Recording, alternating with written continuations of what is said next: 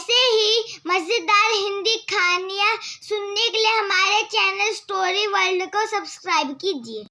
कुछ अधूरी कहानियाँ पूरी होने के लिए नहीं बल्कि अमर होने के लिए होती है। दिल्ली की भीड़-भाड़ और तेज रफ्तार जिंदगी के बीच एक छोटा सा कैफे था, चुपके जहाँ हर टेबल की अपनी कहानी थी। एक टेबल ऐसी भी थी जहाँ आरव हर संडे आता था, एक खाली कुर्सी के सामने बैठकर 2 कॉफ़ी मंगवाता और चुपचाप बाहर सड़क को देखता। लोग कहते वो पागल है, लेकिन हकीकत ये थी वो मोहब्बत में था। 3 साल पहले सर्दियों की एक सुबह आरव लाइब्रेरी में बैठा नोट्स बना रहा था जब उसके सामने एक लड़की आकर बैठी। चेहरा किताब से छुपा हुआ, बालों की लटी हवा में उड़ रही थी। कुछ देर बाद उसने पूछा, पेन मिलेगा? आरव ने पेन दिया और पहली बार उसकी आंखों से सामना हुआ। वो आंखें जैसे किसी अधूरी कविता की आखिरी पंक्ति हो।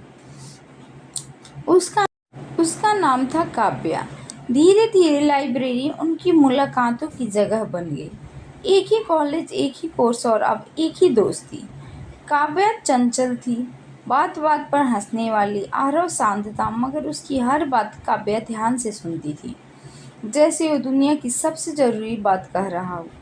एक दिन काव्या ने पूछा, तुम इतने सीरियस क्यों रहते हो? आरव मुस्कुराया, क्योंकि मैं हर चीज को खोने से डरता हूँ। काव्या ने कहा, तब तो तुम प्यार में कभी नहीं पड़ सकते। उस दिन आरव ने सिर्फ दिल में कहा, मगर मैं तो पढ़ चुका हूँ तुमसे। आरव ने तय किया वो बताएगा काव्या को हर उस एहसास के बारे में जो छुपा रहा है। उसने एक छोटी सी डायरी में लिखा, जब तुम हंसती हो तो जैसे मेरे भीतर कोई दरिया बहने लगता है। जब तुम चुप होती हो तो मेरी धड़कनें भी रुक सी जाती है। मैं तुमसे प्यार करता हूँ काव्या, और ये मेरी पहली कोशिश है तुम्हें पाने की। लेकिन उस डायरी को देने की कोशिश बार बार नाकाम होती रही। कभी हालात, कभी डर, कभी उसका अजीब सा व्यवहार। काव्या कभी कभी बहुत अलग हो जाती, अचानक गुमसुम, कॉल्स नहीं उठाती, मैसेज का जवाब नहीं देती, और फिर एक दिन अचानक उसकी मुस्कान के साथ लौट आती। एक शाम आरव ने पूछ लिया, काव्या क्या तुम मुझसे कुछ छुपा रही हो? काव्या चुप रही। कुछ पल बाद बोली, आरव अगर मैं तुमसे दूर चली जाऊं तो क्या तुम नाराज होगे? तुम्हारे बिना मैं अधूरा हो जाऊंगा काव्या। वो हंसी, लेकिन आंखों में आंसू थे। तुम्हारी एक कोशिश मुझे हंसाने शायद एक दिन मेरी जिंदगी की सबसे कीमती चीज बन जाएगी।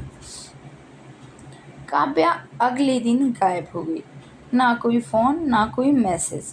कॉलेज में सबने कहा वो ट्रांसफ़र होकर चली गई, लेकिन आरव जानता था कुछ गड़बड़ है। उसने हफ्तों तक उसे ढूंढा, सोशल मीडिया, दोस्त, हॉस्टल, हर जगह। फिर एक दिन उसी लाइब्रेरी के एक पुराने रैक में उसे एक डायरी मिली, काव्या की।